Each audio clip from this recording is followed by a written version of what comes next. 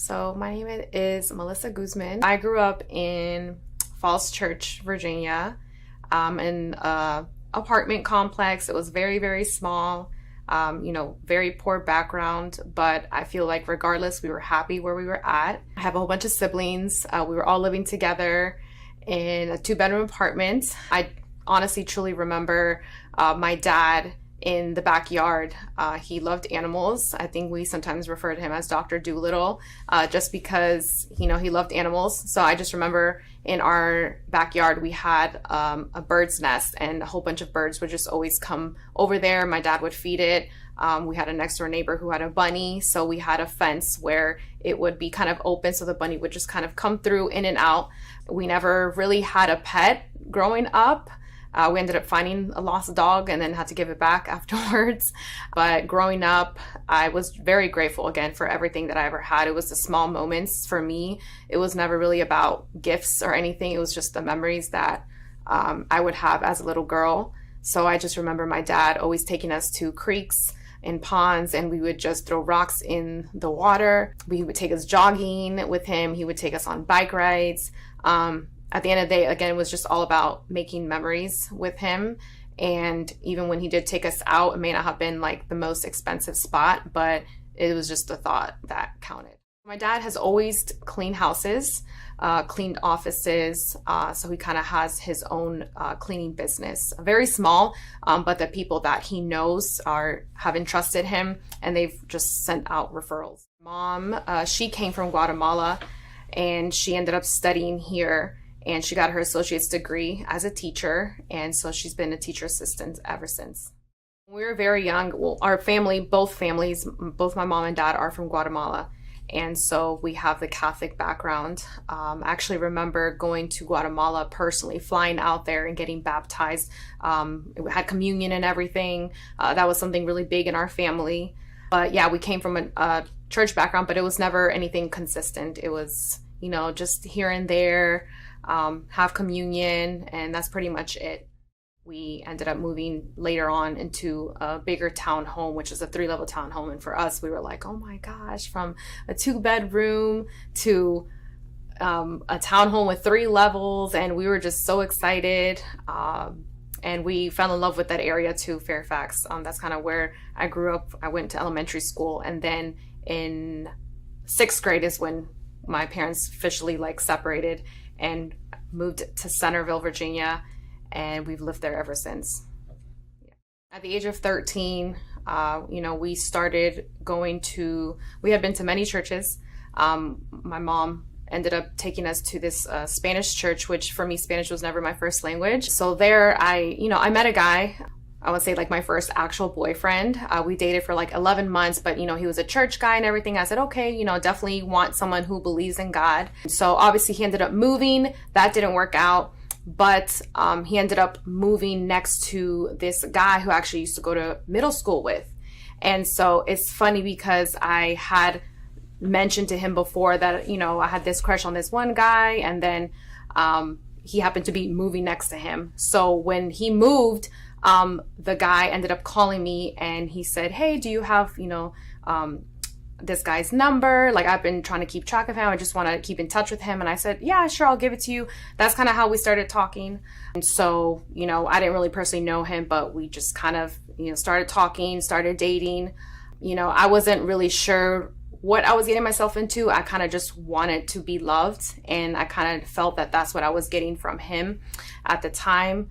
And so I was 14, I was young, I had no idea what I was doing. I wanted to be loved and just didn't want to be alone, because my mom being a single mom, she just was never home. She was always working, and didn't really feel like I get much attention from her. So I guess that to me, the relationship kind of filled the gap. And so, we both ended up having sex. I lost my virginity. And I wasn't happy about it, because again, I believed in God and I knew that I shouldn't have done that, but it's just what happened. So we dated for about 2.5 years, and then I found out that I was pregnant with my daughter, who is now 14 years old. And so, his family was very, very happy. My side of the family wasn't so much, but I did have the support of my dad, which is something that, I think as a daughter it's great to have a support from your dad. And so, he didn't like what I did, but he's like, I'm gonna support you. Like, whatever this baby needs, like, we're gonna be there to support it. And so that really made me feel really good to know that I didn't have to feel like I was gonna be shut out. And so, our baby was born. I loved it. It was a girl, my first baby. And so from there, I feel like our relationship kind of got rocky. Again, we were both young. We didn't know what we were getting ourselves into. We didn't really know what we wanted. We ended up just hurting each other. So it was more so like, you hurt me, I'm going to hurt you, kind of payback type of thing. And so we ended up kind of still messing around at the time, even though we weren't in like an actual relationship. And so at that time, I kind of was just living a crazy lifestyle.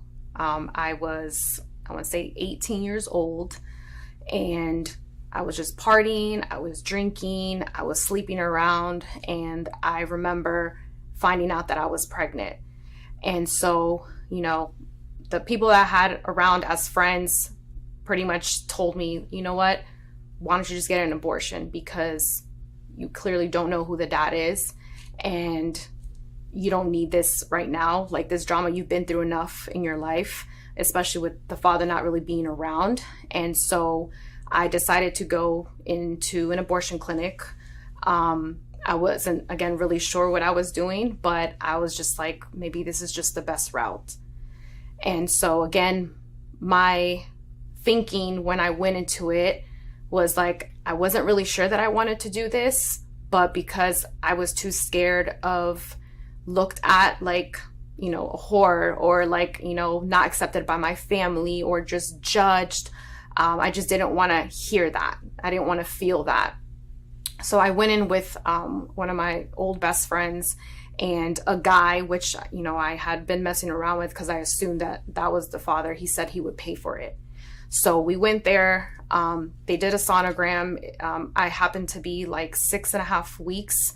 So they said, because you are before 7 weeks, you're able to do the pills. There's no need to do the other options, which I was mortified when I found out what the other options were. So I was like, okay.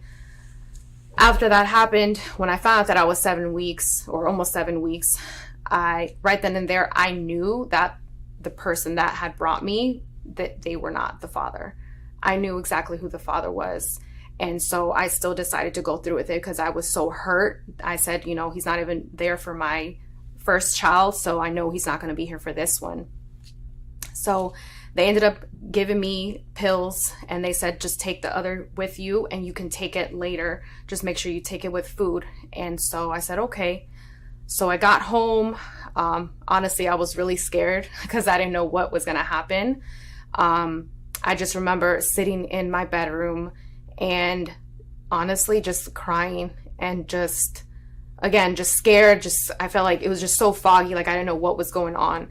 And so then I decided to take the pills, and I don't know how long till after I took the pills is I started to feel this excruciating pain like in my stomach. I mean, it was cramps times 100. I had never felt a pain so much before. I just remember dropping to my knees and just grabbing the sheets so hard because of the pain that I was feeling. And I remember heading to the bathroom afterwards and just using the bathroom, and I felt something come out. And after that, they told me to come back, I think a month after, so they could do a sonogram to make sure that, the baby was gone. And so I went a month after, and they did a sonogram, and they said, okay, you're good, it's gone. And so afterwards, I spoke with the nurse. I think she drew my blood, or I can't really remember what she was doing, but she asked me, she goes, and I honestly truly feel that it was an angel. She told me, she's like, well, here's birth control, like, please practice safe sex. And she goes, I hope we don't see you here again. And that hit me, because I think that's when it hit me that I shouldn't have done what I did. And obviously it was too late. So I remember I left there, and I had contacted the father of my child, and I kind of told him what happened, and he was very upset with me. He says, I think I had the right to know, but because he didn't really know what I was doing, I didn't want to upset him or, hurt him, and for him to call me a whore and all these things. So I kind of kept it away from him. And pretty much from there, I kind of felt guilty. I also felt numb. I don't think I wanted to deal with the decision that I made. So I kind of just brushed it under the rug. I actually ended up getting a tattoo over my heart because I said, this is the least that I can do, just to show my baby that they're always going to be in my heart. So I decided to get angel wings and in Roman numerals, the month and the year, which was November 2009, which is when it happened. Just to say, I'm sorry, forgive me for what I did. And it's crazy because somehow I just knew that my baby was in heaven, and again, I knew about God, but I didn't know the depthness that I know now. Growing up, I feel like I had a great childhood. I had a dad who loved spending time with me, loved spending time with my siblings. I really didn't feel like I wasn't cared about by him. And so after my parents got divorced and we separated into our homes, he still lived close by, 10 minutes away. So it's not like he was far away. And I just love that I still had that connection with him. And, when I had my children, he's an amazing grandpa, and I love that about him because the same memories that he shares with them is the same memories that he shared with me. And so it's kind of like I see my childhood through my children's eyes. Throughout my teenager years, I had my crazy years where I was, again, feeling lonely. I had hopped into a relationship super early, ended up pregnant. I, again, didn't really know what I wanted. And so whenever I was going back and forth with the father of my kids, that kind of led me down a road to not really care. I was very rebellious. I didn't care who I hurt. I was drinking, I was sleeping around, and it really affected my life as I got older, as my kids were growing up. And I really didn't like, I guess you say, although they didn't know what was going on behind closed doors, I felt deep down inside I didn't like the example that I was leading as a mom, as a woman. And so I remember I crashed one night and I said, you know what, I have a drinking problem. And clearly this drinking problem is my way of trying to numb all the pain that I have felt from, my past relationship. And it was also leading me to sleep around, right? It's like all these different choices that I was making were all connecting. And I never really understood how or why I was struggling with a sex addiction. I really didn't understand until now, where God revealed to me that something had happened in my childhood. I had this memory where I was like, is it a dream? Did it really happen? I said, there's no way that I'm remembering this. There has to be a reason why. And I feel that when I was young, something did happen. And that led to me feeling these certain emotions at such a young age. And I really thought I was weird. I thought I was strange. I thought, what is wrong with me? Why am I this young feeling these things? And so that's pretty much what I knew as love. And so I tried to find that in other relationships, but I also didn't know how to connect well with people. I pushed people away a lot because I had been hurt so much. And that was my defense mechanism. My way to not get hurt is to not get super close. As soon as I felt myself getting close, I felt that I just needed to push away. And so throughout the time where I was dating the father of my kids, I felt that I needed to, again, just be accepted, be loved. And I just found myself in this cycle, this unhealthy cycle of doing these things. And I knew that I shouldn't have done it because I knew that I was breaking God's heart. And all I wanted to do deep down inside was to please God, but I didn't know how to let go and how to break free from this.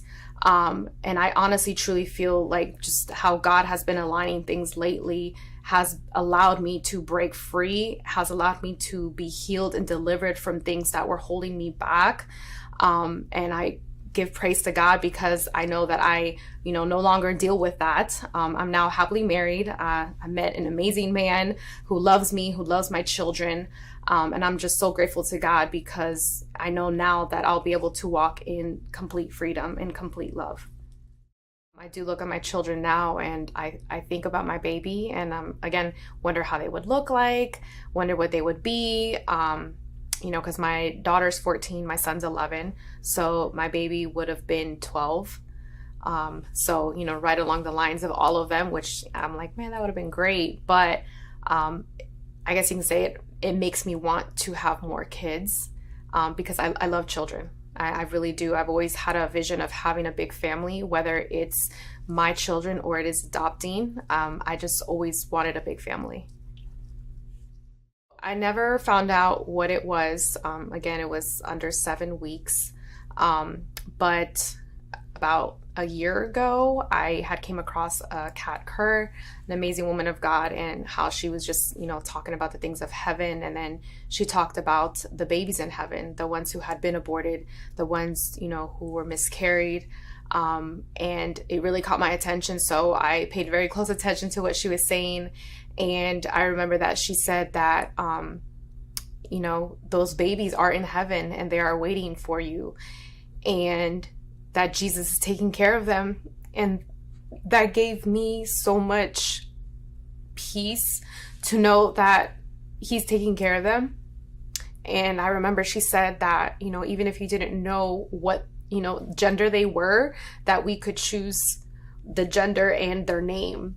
So I had a girl, my first baby, Ariella, and I remember I would love to have a pair. And so I said, okay, I would love for it to have been a boy.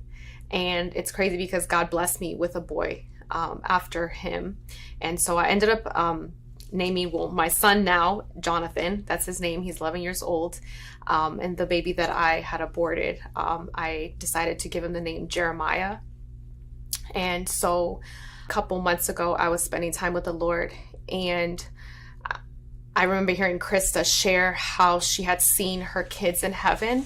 And I said, I would love to know what he was like, or, what age. And I remember that that's something Kat Kerr mentioned too, was God knows what your favorite age in a child is, and whatever you want it to be, that's where you'll find them when you go to heaven. So my favorite age is the 4 and 5 year olds, toddler stages. I just think it's the cutest thing ever. They're, trying to put words together and they're just screaming, mommy, mommy, mommy, 24/7. And so I remember just spending time with the Lord, and I remember a vision or an image in my head where he placed it, and I saw a valley or just grass, and I knew that it was heaven.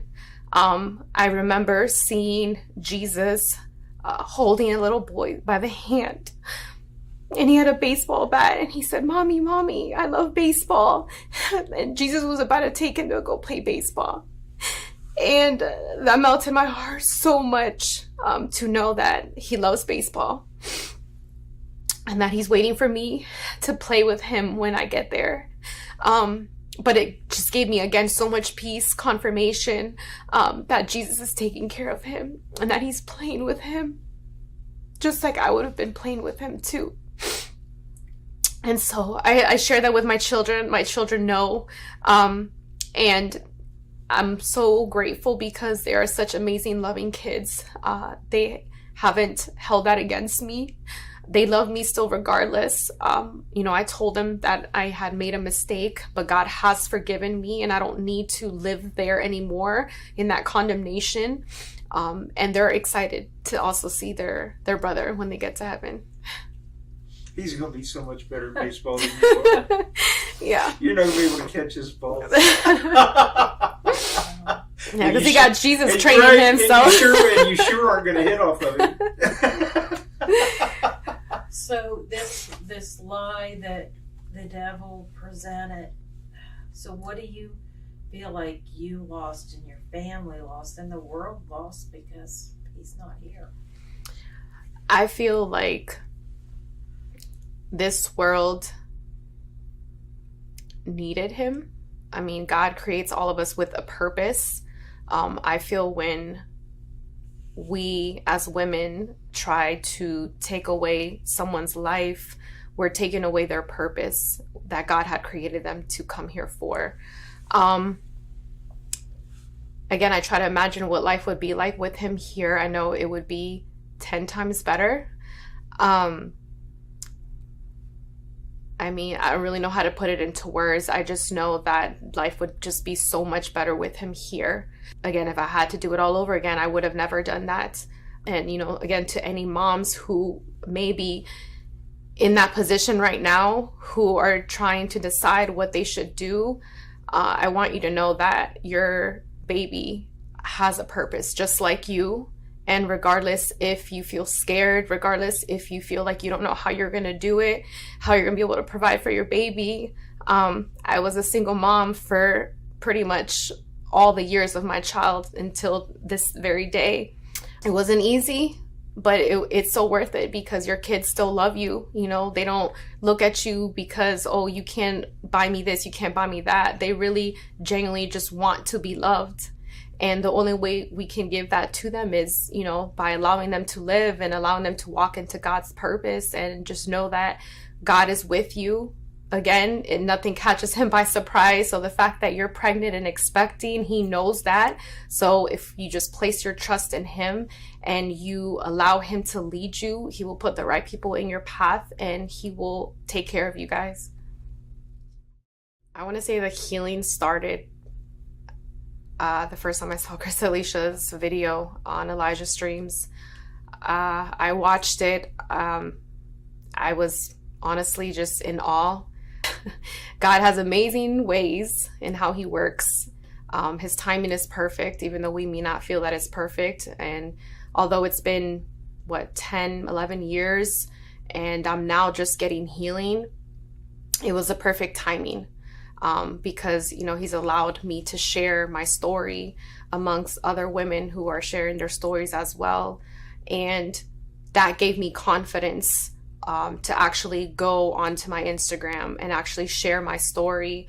And I didn't really care at that point what people thought. And I knew that we were in the middle of a spiritual warfare with, you know, Roe v. Wade being turned over. And again, it's just perfect timing. I just felt such a weight lifted off of me when I shared. I had a lot of women reach out to me and tell me that they also had an abortion and they haven't really spoken up about it. And they were encouraging me to just continue speaking out. And they were proud of me, even though I don't actually know these people. They just follow me. But I also reached out to them and let them know, hey, you know, I appreciate your support, but it doesn't stop here. Like, if you shared this with me, like, feel free to share it with everyone, right?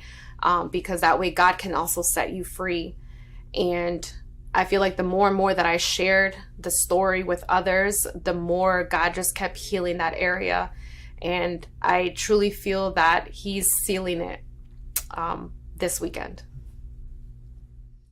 First thing, I definitely would just love to meet Jeremiah and just tell him how much I love him. And I know he loves me too. And I know that he's forgiven me. So, you know, I don't need to ask for that anymore. I know he's forgiven me. And I just would want to spend time with him, you know, just get to know him, get to know what his favorite color is, get to know what he's been doing this whole time up there. And that, you know, his siblings cannot wait to meet him as well. And I just, honestly, I just never want to let him go. I would tell the girl who may be in the same position, and although all our stories are different, regardless if you've been, you know, a victim of abuse, sexual abuse, verbal abuse, physical abuse, you do matter. God does see everything. Nothing goes, you know, with like bypass him. Like, he sees and knows all things. He never desired that for you. That was definitely the enemy trying to break you, trying to tear you down, trying to make you feel worthless. But you are worthy. You have a purpose. You are loved. You have a Father. You have a purpose. And that doesn't make you less of a person for, what you've gone through. And you're not an accident. I know a lot of times we may feel like we are because of our circumstances or because of, the trials that we go through. But God can heal you. God can heal your pain, your trauma, your memories. You don't have to continue living with that any longer. And it is possible to honestly start a new life. You don't have to be born again, go back into your mom's room and come back in order to have a new life. You can choose to have a new life with Jesus. And I just want to tell all the women out there to just be strong, right? Don't lose hope. God's got you. God loves you. You're not alone. I know that's something that a lot of times we may feel that we are alone. We may feel that we're the only person going through this or struggling with these certain thoughts. I felt like that for a very, very long time. I thought that I was, again, weird or strange or odd. And, I thought I was the only person going through all this. And thanks to this, amazing Speak Life project, I have met amazing women who have made me feel like family, made me feel like I'm not alone. And again, you don't have to be judged by the mistakes that you've made. That's what I love about Jesus, is that Jesus looks at us as a new creation, and he doesn't judge us from our past. He honestly looks into our future because he has so much more for us.